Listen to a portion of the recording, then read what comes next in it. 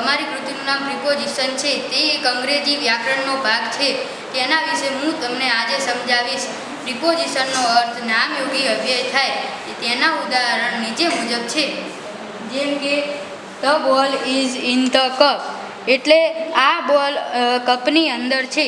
The ball is on the cup, એટલે આ બોલ કપની ઉપર છે. The ball is under the cup, એટલે ball is under the cup, આ બોલ કપની નીચે છે.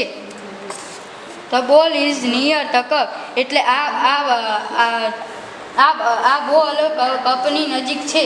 The ball is far the cup, એટલે આ બોલ કપની દૂર છે, કપથી દૂર છે. The ball is out the cup, એટલે આ બોલ કપની બહાર છે. The ball is between the cup, એટલે આ બોલ બે કપની વચ્ચે છે. The ball is behind the cup, એટલે આ બોલ કપની પાછળ છે. The ball is in front of the cup, એટલે આ બોલ કપની આગળ છે. અસ્તુ. જય હિન્દ, જય ભારત.